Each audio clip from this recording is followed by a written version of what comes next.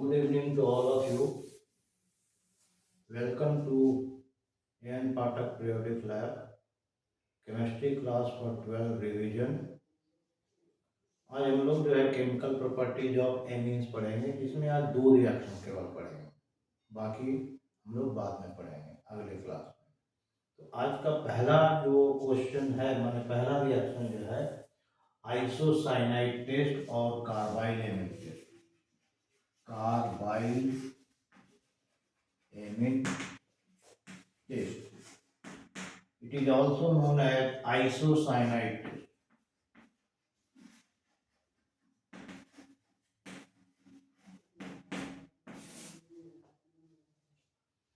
इस आइसोसाइनाइड टेस्ट में क्या होता है कि हम लोग जो है प्राइमरी एमीन लेते हैं, आइदर वो एलिफेटिक हो, एरोमेटिक हो, इट डजंट मैटर।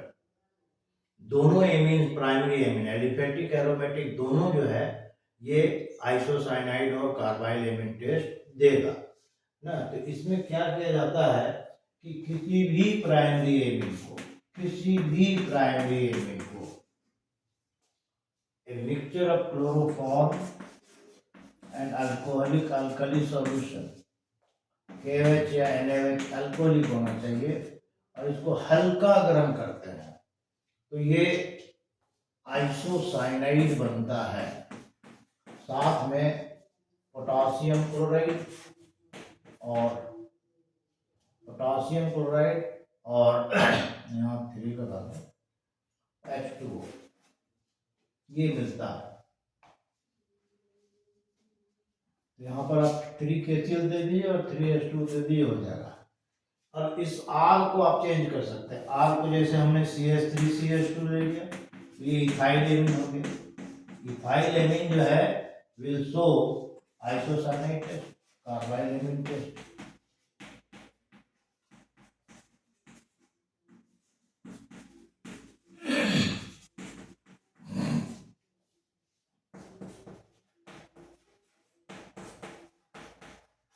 ये ऐसे बनेगा। एरोमेटिक ले लें, ये भी प्राइमरी एमीन है ना, एनिलीन इसको बोल रहे हैं। और ये CHCl3 प्लस 3KCl या Na 3NaOH और KOH दो लेना है, ले लीजिए। ये phenyl isocyanide, phenyl carbyl amine बनाएगा।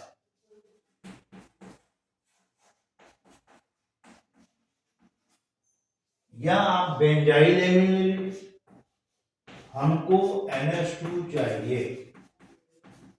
देखिए CHCl3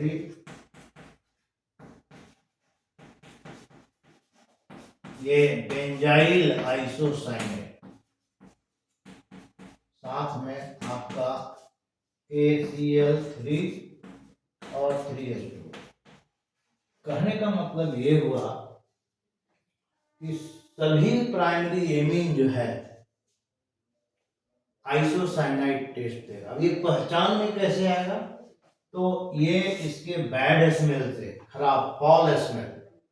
यदि आपके पास 1990 वाली एनसीईआरटी बुक होगी तो उसमें एक इसका स्पेशल नाम दिया गया है, ये नॉसेटिंग स्मेल।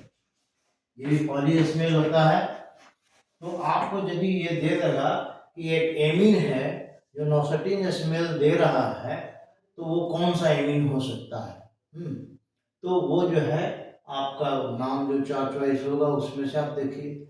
हाँ, प्राइमरी एमीन में बेंजाइल एमीन है, या ये जो भी है मॉलिक्यूलर फॉर्मूला दे करके जो भी है, तो ये एक तरह का स्मेल। ऐसे भी फॉल स्मेल भी होता है या बैड स्मेल भी होता है, ये सारा स्मेल है। लेकिन इस स्मेल का एक स्पेशल नाम आपको पुराना वाला एनसीईआरटी देखिएगा, 1990 से जो चला, पहला जो एनसीईआरटी आया, जो जाकर के 2003 में चेंज हो गया, तो उसमें आप देखेंगे तो एक स्पेशल नाम इसमें दिया होगा, और उस नाम को हम लोग नॉसेटिंग स्मेल के नाम से जानते हैं। तो यहाँ से जो क्वेश्चन आया 2010 में इथाइल एमीन और एनिलीन में डिस्टिंग्विश, तो हमको जैसा याद आ रहा है उस साल जो है बहुत बच्चा जो है ये आइसोसाइनाइड से किया, जबकि एलिफेटिक और एरोमेटिक दोनों प्राइमरी एमीन टेस्ट है, तो गलत हो गया। 1 नंबर का था, गलत हो गया। तो यदि एलिफेटिक और एरोमेटिक एमीन को आप जो है डिस्टिंग्विश कर रहे हैं, ये एलिफेटिक है, ये एरोमेटिक है, तो आप आइसोसाइनाइड टेस्ट नहीं कीजिएगा, उससे होगा ही नहीं। एजोडाइड टेस्ट दीजिए, एजोडाइड टेस्ट ये देगा, ये नहीं देगा, है ना। कलर आप ये कर लीजिए, तो ये डिस्टिंग्विश में भी यूज कर सकते हैं, फिल इन द ब्लैंक्स में भी यूज कर सकते हैं, है ना। और इसके बाद यहां पर जो है आप एक चीज मैं दिखा रहा हूं, ये प्रोडक्ट को यदि इसका रिडक्शन करते हैं, ये देखो सेकेंडरी एमीन में बदल जाता है, एक CH2 NHCH3, और यदि इसका हाइड्रोलाइसिस करते हैं तो एक प्रोडक्ट फॉर्मिक एसिड बनता है, हाँ, एक फॉर्मिक एसिड बनता है, और एक जो है आपका एमीन बनता है, प्राइमरी एमीन CH2NH2, मतलब ये हो गया बेंजाइल एमीन। ये वापस बेंजाइल एमीन देखिए कैसे आ गया हाइड्रोलाइसिस करने पे। तो ये इस तरह से जो है आप इसको रिएक्शन को थोड़ा सा कोरिलेट कीजिएगा, तो आपको आसानी होगी कन्वर्शन में, है ना। जैसे हम लोग बेंजीन डाइजोनियम क्लोराइड में देखे थे, कन्वर्शन के लिए बहुत ही चार्ट जो है बहुत सुंदर है, बहुत अच्छी चार्ट है, वो इस तरह से जो आप रिएक्शन को यूज कर सकते हैं। तो this one is carbyl amine test और आइसोसाइनाइड टेस्ट। इसका स्मेल बहुत खराब होता है, स्मेल लेने के बाद जो है आपको समझिए कि उस दिन का, जिस दिन आप स्मेल ले रहे हैं, एक्सपेरिमेंट कर रहे हैं, थोड़ा सा दिक्कत होगी, वोमिटिंग टेंडेंसी बहुत ज़्यादा होती तो नहीं है वोमिटिंग। ये जो है कार्बाइल एमीन टेस्ट, ये टेस्ट सेकेंडरी और टर्सरी एमीन आपको एकदम बिल्कुल नहीं देगा तो केवल प्राइमरी एमीन ही देगा, आइदर वो एलिफेटिक हो या एरोमेटिक हो। ये पहला रिएक्शन हो। एक रिएक्शन और हम डिस्कस करते हैं इसमें, वो भी प्राइमरी सेकेंडरी टर्सरी एमीन के डिस्टिंग्विश में यूज होता है ना, हिंसबर्ग टेस्ट।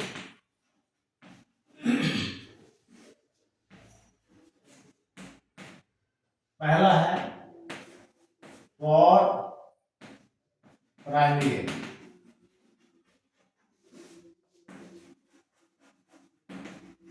अब देखिएगा क्या होता है। बेंजीन सल्फोनाइल क्लोराइड के साथ इसको रिएक्शन करते हैं, कोई भी primary amine, any aliphatic aromatic जो लेना है लीजिए, और उसको benzene sulfonyl chloride SO2Cl reaction करेंगे, तो ये जो है मोनो सब्स्टिट्यूटेड बेंजीन सल्फोनामाइड बनाएगा।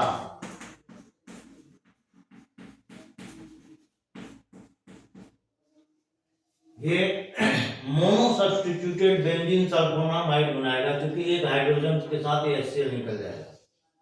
इसके बाद इसमें आप अल्कली ऐड कीजिए, KOH NaOH, तो क्या होगा ना, ये अल्कली ऐड करेंगे तो ये जो हाइड्रोजन है, ये हाइड्रोजन डिस्प्लेसेबल है, वहां जाके के बैठ जाएगा। मतलब ये एक क्लियर सॉल्यूशन बनाया, और ये क्लियर सॉल्यूशन कंफर्म करता है, मतलब ये इसमें डिसॉल्व हो गया। ये इस चीज को बताता है कि प्राइमरी, ये जो है प्राइमरी एमीन, क्योंकि ये बेंजीन सल्फोना मोनो सब्स्टिट्यूटेड बेंजीन सल्फोनामाइड बनाएगा, और वो कहां से मिला, तो प्राइमरी एमीन से मिल रहा है। तो ये क्लियर सॉल्यूशन इस बात को दिखाता है कि हमारा जो है गिवन एमीन जो है प्राइमरी एमीन है, ठीक है।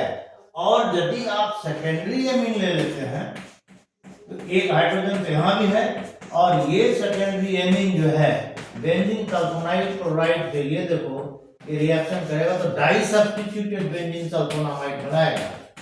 It will form di substituted benzene sulphonamide.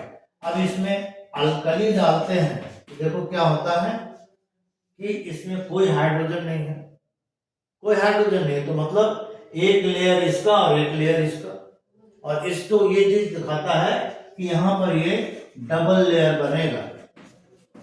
Double layer का बनना इस चीज को कंफर्म करता है कि जो गिवन एमीन है जिससे ये मिल रहा है, वो एमीन जो है आपका सेकेंडरी एमीन है। तो प्राइमरी एमीन क्लियर सॉल्यूशन देगा, मतलब KOH में डिजॉल्व हो जाएगा। सेकेंडरी एमीन, एक लेयर इसका एक लेयर इसका, मतलब इनसॉल्युबल है। जैसे तेल और पानी को मिलाओ, दो अलग अलग लेयर बनता है, तो वही वाली में। और टर्सरी एमीन में चूंकि एक भी हाइड्रोजन नाइट्रोजन के साथ नहीं है, तो यहाँ पर जो है कोई रिएक्शन नहीं होगा, नो रिएक्शन। तो इससे हमको पता चलता है कि ये जो है प्राइमरी सेकेंडरी टर्सरी, इसको आप डिस्टिंग्विश कर सकते हैं। तो this one is the Hinsberg test. ये हिंसबर्ग टेस्ट के बारे में। इसमें एक रिएक्शन और मैं बता दूं,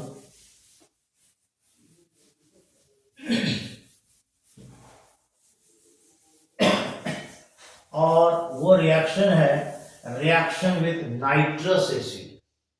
तो नाइट्रस एसिड से आप एलिफेटिक में करेंगे तो, और primary secondary tertiary, tertiary aliphatic amine does not react with nitrous acid. इसमें जैसे पहला है, हम लोग primary amine, nitrous acid freshly prepared होना चाहिए, और इसमें हम लोग सोडियम नाइट्राइट और HCl का मिक्सचर दिए।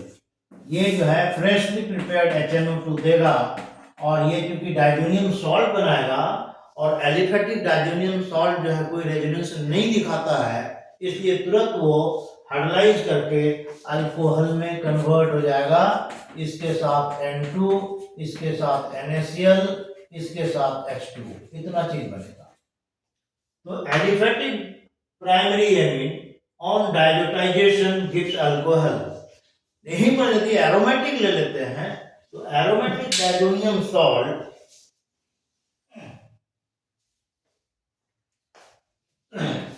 एरोमेटिक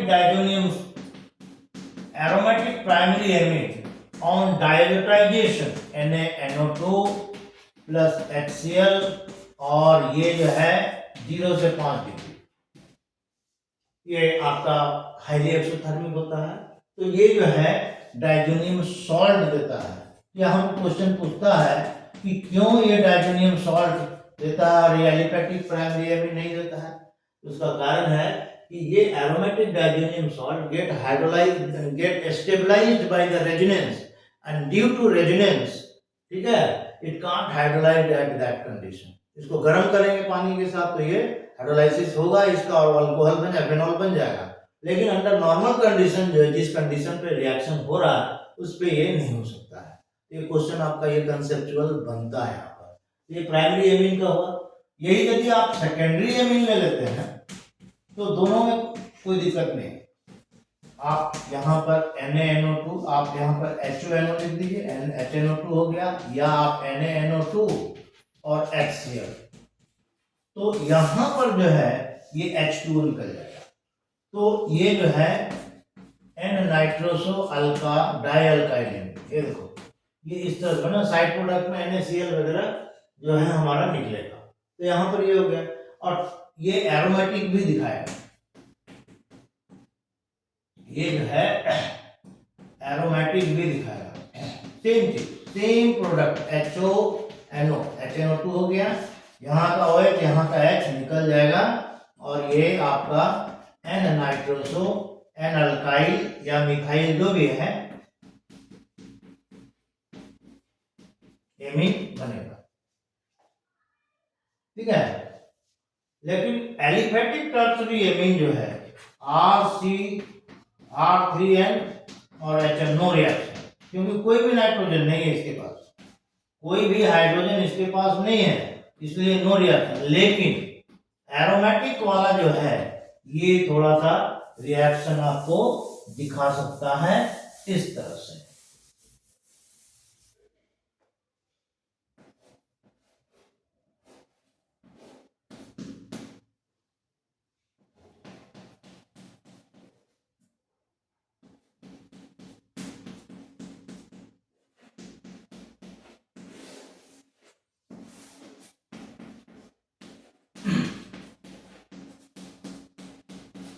ये देखो पारा नाइट्रोसो, ये हम टर्सरी ले रहे हैं ना, ये ऐसे लेते हैं, पारा नाइट्रोसो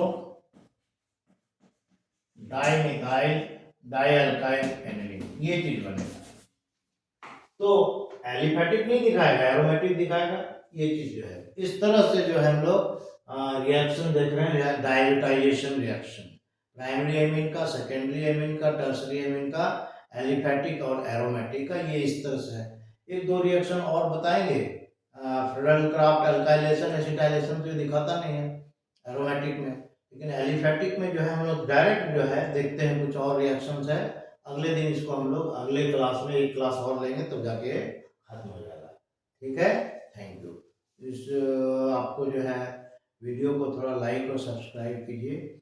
और इस बार हम देख रहे हैं कि जो जितना हमने बनाया है वीडियो, ये 32वां वीडियो या 33वां होगा।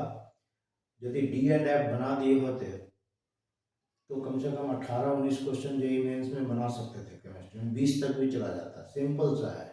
अभी जो है इतने में जो है पूरा वीडियो को जरा ध्यान से देखिए और यदि कोरिलेट करने का कोशिश कीजिएगा तो 14-13 क्वेश्चन आप सॉल्व कर सकते हैं आसानी से केमिस्ट्री में, और किए भी हैं। हाँ, और किया भी, स्टूडेंट लोग किया भी है। और यदि मतलब जनरल क्लास हमारा आप देख लेते हैं जो 40 मिनट या 50 मिनट का लेते हैं, जैसे क्लास में स्कूल वगैरह में, उसमें तो यदि आप कोरिलेट करना जान गए क्वेश्चन को कैसे कैसे ये करना है, तो आप जो है 20 कुछ 25 में 20-21 क्वेश्चन सॉल्व कर सकते हैं, उसमें कोई किंतु परंतु नहीं है। तो आप थोड़ा सा कंसंट्रेट कीजिएगा तो और क्वेश्चन जो है आपको जेईई मेंस में भिड़ सकता है। Thank you.